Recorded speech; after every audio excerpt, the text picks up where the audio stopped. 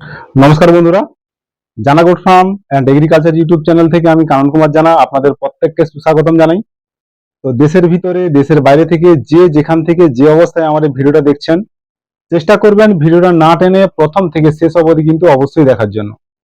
যদি পুরো ভিডিওটা দেখেন তাহলে মোটামুটি আমাদের যে ওয়েস্ট বেঙ্গলে কেন পুরো অল ওভার ইন্ডিয়াতে যত খামারি বন্ধুরা আছেন, আজকের ভিডিওটা কিন্তু প্রত্যেকের কিন্তু একান্তভাবে দেখা কিন্তু খুবই দরকার। তো আজকের ভিডিওটা কারা দেখবেন? যে সমস্ত খামারি ভাইরা আর্থিক দিক থেকে কিন্তু পিছিয়ে পড়ে আছে বা একটা ফার্ম স্টার্ট করতে চাইছে, উনার কাছে এতটা কিন্তু পয়সা নেই, বা যারা দারিদ্র সীমার নিচে বা মধ্যবিত্ত বা চাইলে যিনারা উচ্চবিত্ত যিনারা আছেন, আপনারা প্রত্যেকে কিন্তু আজকের ভিডিওটা দেখার জন্য আমার একান্ত অনুরোধ জানাই আপনাদের। তো বন্ধুরা এখন কথা হচ্ছে যে আমার এই যে ফার্মটা, এটা কিন্তু খুবই ছোট সাইজের যে সমস্ত ছাগলগুলো হয়। তো তার মধ্যে যেটা সর্বশ্রেষ্ঠ, এটা আমি মনে করি, যেটা হচ্ছে ব্ল্যাক বেঙ্গল। তো এই ছোট সাইজের ছাগলগুলোকে জাত উন্নয়ন করে কেন আমি মোটামুটি এগিয়ে নিয়ে যেতে চাইছি।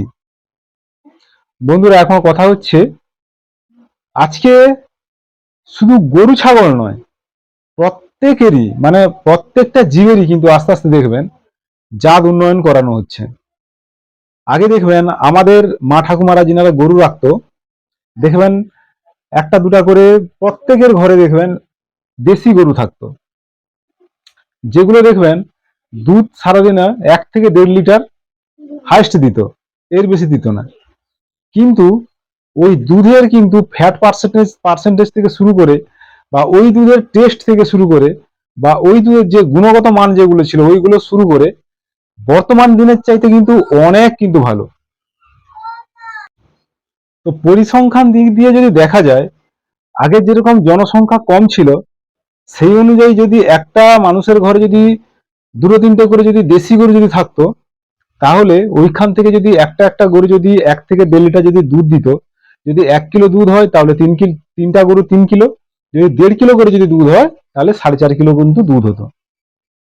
তো ওই যে 4.5 কিলো যে দুধটা যে হতো, একটা মানে মোটামুটি একটা পরিবারে মোটামুটি ভাবে কিন্তু চলে যেত।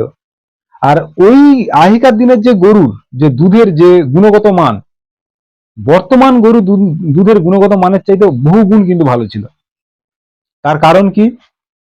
প্রথম ছিল যে ওই সময় গ্রেজিং ল্যান্ডটা অনেকটা বেশি থাকতো। এখন জনসংখ্যা বেড়ে গেছে, ধীরে ধীরে মোটামুটি ওই সমস্ত জায়গাগুলো এখন মানুষের ঘরবাড়ি হয়ে যাচ্ছে বা কৃষি ক্ষেত্রে পরিণত হয়ে যাচ্ছে। ফলে কি হচ্ছে, জায়গার পরিমাণ কিন্তু শর্ট হচ্ছে। অর্থাৎ জায়গার পরিমাণ শর্ট মানে পশুদের খাবার পরিমাণ শর্ট। এবার ওই খাবারের পরিমাণ যখন শর্ট হচ্ছে, তখন যখন হিসাব করে দেখা যাচ্ছে যে ওই যে 1.5 কিলো দুধ দিত গরুটা, ওই গরুটা যখন পর্যাপ্ত সবুজ ঘাস যখন না পাচ্ছে, তখন ওই 1.5 কিলোর জায়গাতে এসে ঠেকছে কত, 500 গ্রাম এসে ঠেকছে। কিন্তু আমাদের জনসংখ্যা তো আর সেই তো কমছে না, কন্টিনিউ কিন্তু জনসংখ্যার পরিমাণ প্রত্যেকটা ফ্যামিলিতে কিন্তু বেড়ে যাচ্ছে। তাহলে কি হচ্ছে, জনসংখ্যার চাহিদা বেড়ে যাচ্ছে, সেই অনুযায়ী কি হচ্ছে, প্রোডাকশন কিন্তু কমে যাচ্ছে। এবার মানুষ সিদ্ধান্ত নিল কি যে না, জনসংখ্যা যেরকম বাড়ছে, প্রোডাকশনও কিন্তু সেরকম ভাবে হাই করতে হবে। তখন কি করা হচ্ছে, একটা দেশি গরুর সঙ্গে একটা হলস্টিন ফ্রিজিয়ানার একটা ব্রিডের মধ্যে ক্রস করে দেওয়া হচ্ছে। ফলে দেখা যাচ্ছে কি, ফার্স্ট জেনারেশনের যে বাচ্চারা আসছে, যদি 100% যদি বীজ দিয়ে যদি করায়, 50% কি হচ্ছে, হলস্টিনের ব্লাড থাকছে, 50% কি থাকছে, আমার দেশি গরুর ব্লাড থাকছে। ফলে যে জিনিসটা হচ্ছে, জায়গা শর্টেজ হলেও, ঘাসের পরিমাণ কম দিলেও, দানা খাওয়ার যদি একটু বেশি পরিমাণে যদি খাওয়ানো হচ্ছে, ফলে ওই 500 গ্রাম যে দুধ দিত গরুটা, ওটার যে বাচ্চাটা হচ্ছে, ওই বাচ্চাটা 10 কিলো 12 কিলো কিন্তু দুধ দিচ্ছে। তাহলে কি হচ্ছে, 500 গ্রাম দুধের জায়গায় মানুষ পাচ্ছে কত, 10 থেকে 12 কিলো কিন্তু দুধ পেয়ে যাচ্ছে। এবার এখানে একটা চমৎকার বিষয় হচ্ছে কি, যখন প্রোডাকশন একটু বাড়ানো হচ্ছে, তখন কিন্তু দেখা যাচ্ছে যে দুধের পরিমাণটা বাড়লেও বন্ধুরা দেখবেন আপনারা এটা কিন্তু ফলো করে, দুধের টেস্টের কিন্তু পরিমাণ কিন্তু কমে যাচ্ছে। একটা দেশি গরু, অরিজিনাল দেশি গরুর যে দুধটা, যে 1 থেকে 1.5 কিলো দুধ দিত, ওই দুধের যে টেস্ট, ওই দুধের মধ্যে যে গুণগত মানটা যতটা খুব ভালো ছিল, যেটা ছিল, 10 কিলো দুধ দিচ্ছে, দেখবেন দুধের মধ্যে ফ্যাট পার্সেন্টেজ কোথায় কমে যাচ্ছে, কোথায় দেখবেন ভিটামিনের পার্সেন্টেজ কমে যাচ্ছে, কোথাও দেখবেন ক্যালসিয়ামের পরিমাণ কমে যাচ্ছে, নানাবিধ কিন্তু পরিমাণ দেশি গরু চাইতে অনেকটা কিন্তু কম হচ্ছে। তাহলে কি আমরা ক্রস করাবো না? যদি ক্রস না যদি করাই, তাহলে আমাদের বাচ্চা কাচ্চা বা আমাদের ঘরে যদিও না হয়, আর যে 5টা ফ্যামিলির যে বাচ্চা কাচ্চা, তাহলে তারা দুধ খাবে কোথা থেকে? যেখানে পরিমাণ, ঘাসের জায়গার পরিমাণ যাচ্ছে কমে, কিন্তু চাহিদাটা বেড়ে যাচ্ছে। সেই অনুযায়ী বেঁচে থাকতে হলে কিন্তু ক্রসিং অবশ্যই করানো দরকার।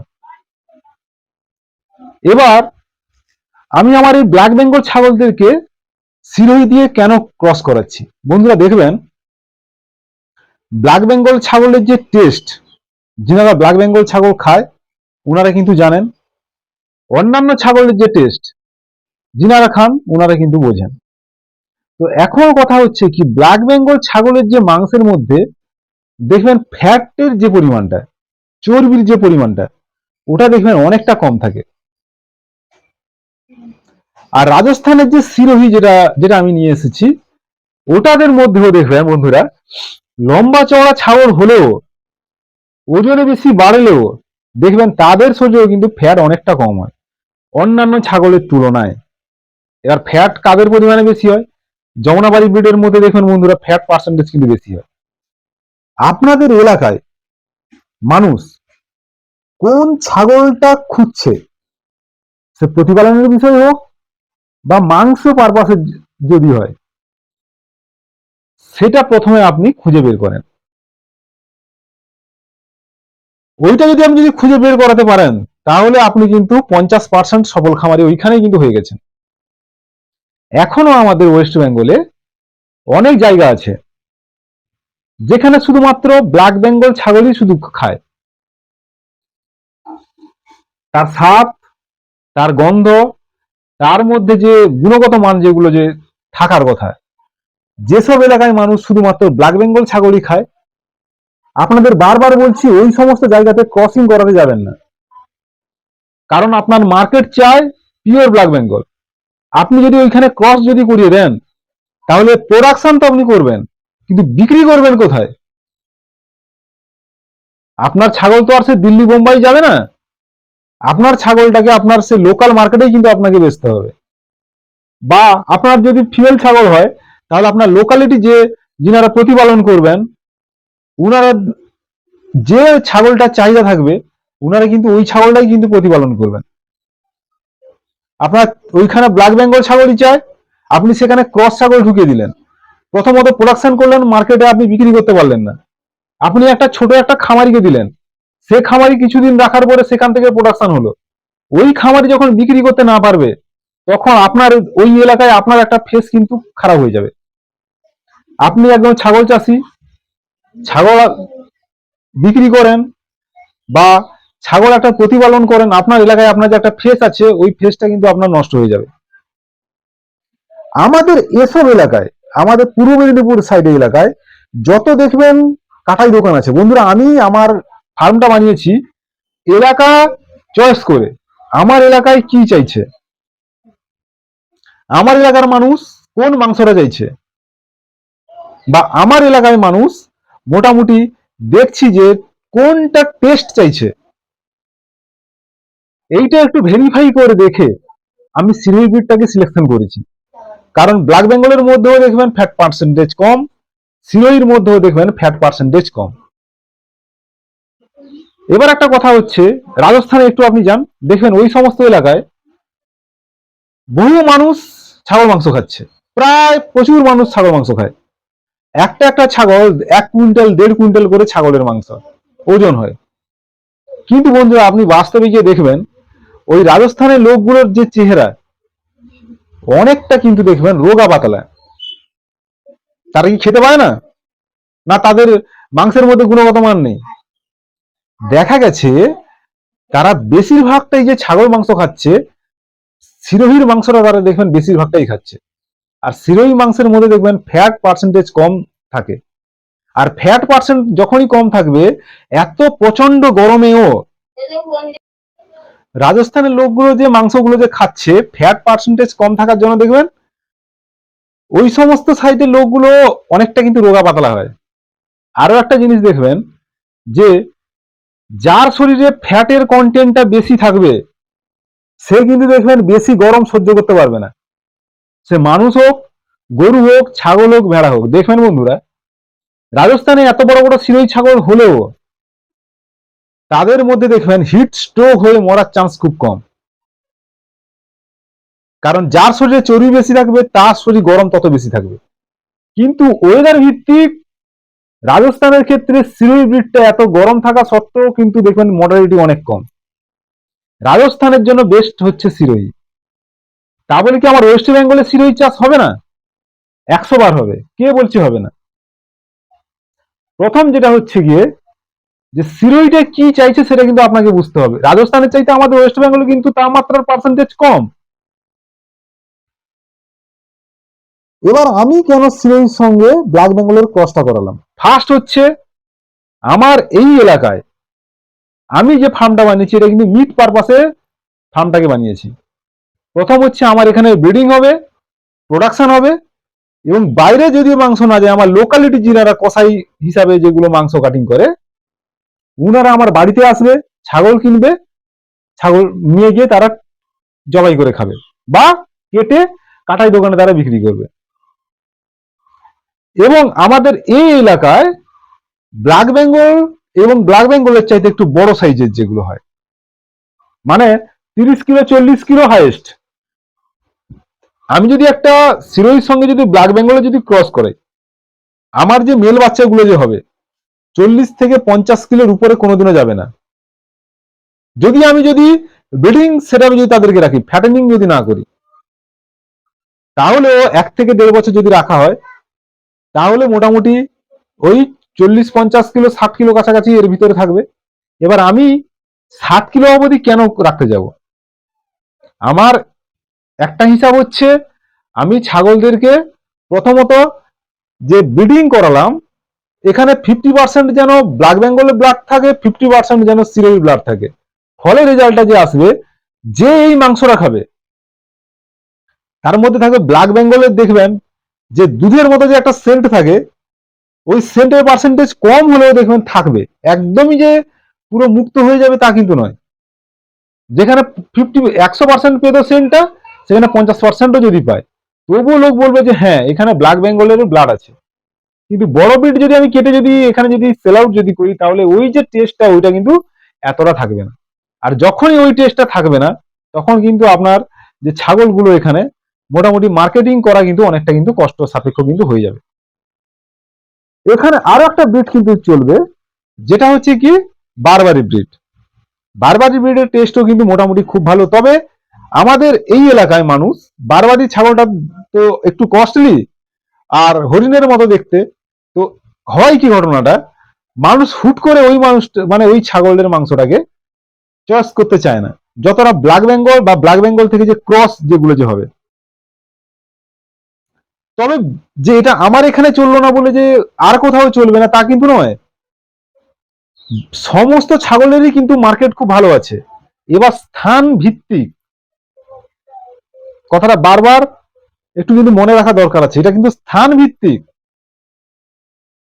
আরো একটা জিনিস হয় কি, আমি এই জন্য ক্রস গুলো করাচ্ছি, আমার ফার্মে যেগুলো মেয়ে বাচ্চা হবে তো ওই মেয়ে বাচ্চার মধ্যে যখন 50% যখন মোটামুটি ব্ল্যাক বেঙ্গলের যখন ব্লাডটা থাকবে তখন ঘটনাটা ঘটবে কি, ব্ল্যাক বেঙ্গলের গুণ যে 2-3টা করে যে বাচ্চা হতো ওই গুণটাও থাকবে এবং সিরোহির যে ব্লাডটা যে থাকছে প্রোডাকশনের জন্য সাইজটা কিন্তু বড় হবে।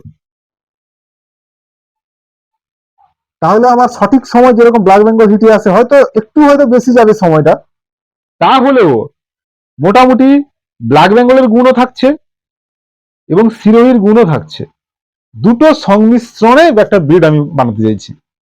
তো বন্ধুরা, রেজাল্ট কিন্তু আমার যে এসছে তো সেটা তো আপনারা প্রত্যেকে প্রত্যক্ষদর্শী। অবশ্যই আপনারা দেখেছেন আমি এর আগে একটা ভিডিও বানিয়েছি যে আমার যে ফার্মের বাচ্চাগুলো যে কোয়ালিটি, কত সুন্দর সুন্দর কোয়ালিটি এসছে। তো বন্ধুরা, যদিও বাচ্চারা যদিও ছাগল অনেক সংখ্যায় কম আছে, তো পুনরায় আবার কিছু ছাগল কেনার পরিকল্পনা চলছে। তো ছাগল যে কিনবো ওইগুলো বন্ধুরা দেখবেন সবই কিন্তু ব্ল্যাক বেঙ্গল ছাগল কিন্তু কিনবো। এবার ব্ল্যাক বেঙ্গল মানে যে একদম 15 কিলো 20 কিলো সাইজের যে ব্ল্যাক বেঙ্গল আসবে তা কিন্তু নয়, সবই ব্ল্যাক বেঙ্গল 25 কিলো বডি ওয়েটের উপরে। এবার এখানে একটা জিনিস, আরো একটা খামারি প্লাস পয়েন্ট হয় কি, ব্ল্যাক বেঙ্গলকে দিয়ে যখন ক্রস করাবেন, ওরা কিন্তু বছরে কিন্তু দুবার করে কিন্তু বাচ্চা দিয়ে দিবে। বছরে যখন দুবার যখন বাচ্চা দিবে, তখন দেখবেন প্রথম পাচ্ছেন কি বছরে দুবার আপনি প্রোডাকশন পাচ্ছেন, সেকেন্ড যেটা পাচ্ছেন আপনি সাইজটা কিন্তু বড় পাচ্ছেন। তাহলে তো প্রফিট আপনার আসবে না, আসবে না? আপনি নিজেই নিজেই বলুন। যদি একটা পিওর যদি একটা ব্ল্যাক বেঙ্গল ছাগল থেকে যদি ক্রস করাতেন, যে বাচ্চাটা আসতো বা আসছে, আপনি একটা বড় ব্রিডের পাঠা দিয়ে ক্রস করাবেন, দেখবেন পিওর ব্ল্যাক বেঙ্গলের বাচ্চার চাইতে ক্রস বা পিওর ব্রিডের যে পাঠা দিয়ে দেখাবেন, বাচ্চার সাইজ কিন্তু যথেষ্ট ভালো হবে। এবার এখানেও কিন্তু একটা সংশয়ের ব্যাপার আছে, তাদেরকে আমি এই বড় ব্রিড দিয়ে ব্রিডিং করাতে চাইছি না। বন্ধুরা, কথাটা কিন্তু একটু মন থেকে অনুভব করবেন।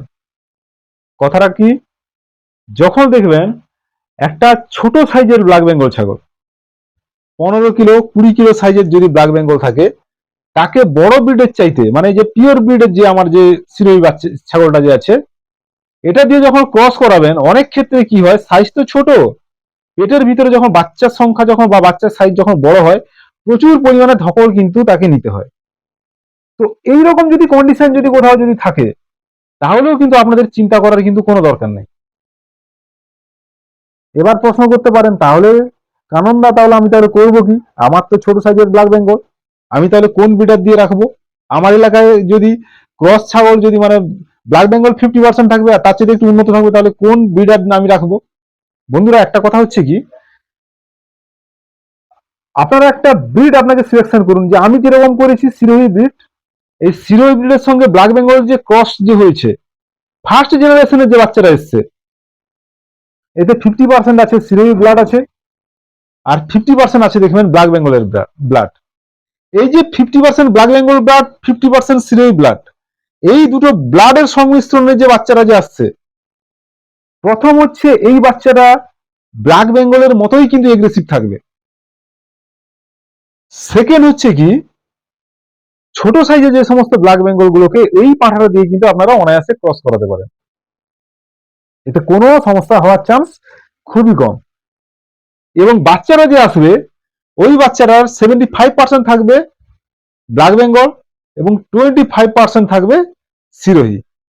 তাহলে বাচ্চার সংখ্যাও ঠিকঠাক থাকলো, এবং মায়ের যে ধকলটা, যেটা একটা বড় সাইজের মানে ফিমেলের সঙ্গে একটা বড় সাইজের পাঁঠার ক্রস করালে কোনো অসুবিধা হয় না, কিন্তু ছোট সাইজের সাথে বড় সাইজের যদি ক্রস করানো হয়, যে তার মধ্যে ধকল অনুভব হয়, ওটার চান্স কিন্তু আর থাকছে না। তো আপনারা যদি পিওর ব্ল্যাক বেঙ্গল ছাগল, ছোট সাইজের ছাগলকে যদি আপনারা ক্রস করাবেন, তাহলে অবশ্যই শুধু সিরোইর যে 50% ব্ল্যাক দিয়ে যে করাতে হবে এরকম কোনো কথা নেই। আপনি চাইলে বিটল দিয়ে করাতে পারেন 50% বিটল, 50% ব্ল্যাক বেঙ্গল। আপনি এটাকে এখানে আরো যে সমস্ত কেরলি গোটা যদি আপনি যদি করাতে পারেন, যে 50% কেরলি গোটা 50% ব্ল্যাক বেঙ্গল, এই যে ফার্স্ট জেনারেশনের যে বাচ্চাগুলো আছে এগুলো দিয়ে করাতে পারেন। তবে একটা কথা আগেও বলেছি, আবারও বলছি, স্থান কাল পাত্র বিশেষে কিন্তু আপনি আপনার ছাগলটা ফার্মে তৈরি করবেন। আপনার এলাকায় বড় ছাগলের ডিমান্ড আছে, আপনি কেন ব্ল্যাক বেঙ্গল চাষ করবেন? আপনি বড় সাইজের ছাগল দিয়ে স্টার্ট করেন। আমাদের ওয়েস্ট বেঙ্গল গরিব দেশ, এখানে ছোট ছোট সাইজের ছাগল মোটামুটি কাটিং হয়, বিক্রি হয়, খামারিদের বিক্রি করতে কোনো অসুবিধা হয় না। তাই আমাদের এইসব গরিব দেশে ছোট সাইজের ছাগল চাষ করবে। এখানে গ্রেজিং ল্যান্ড অনেক ভালো আছে, সবুজ ঘাসের ব্যবস্থা যথেষ্ট ভালো আছে। তাহলে কেন এখানে আমার বড় ব্রিডার আমি এখানে বা বড় ব্রিডের ছাগল আমি বানাবো? যেসব সাইডে কলকাতা সাইডে দেখবেন বন্ধুরা, খুব বড় বড় সাইজের ছাগলের একটা ডিমান্ড আছে, ওইখানে যদি একটা 1 কুইন্টাল 1.5 কুইন্টাল যদি আপনি যদি একটা ছাগল বানাতে পারেন, কুরবানি পারপাসে কিন্তু খুব ভালো একটা ডিমান্ড আছে, খুব ভালো ডিমান্ড আছে। তো ওই এলাকায় যেখানে বড় ছাগলের ডিমান্ড খুব ভালো, আপনারা বড় ছাগল দিয়ে বানান, ফার্ম তৈরি করুন, পিওর ব্রিডের সঙ্গে পিওর ব্রিডের ক্রস করান, কোনো অসুবিধা নেই।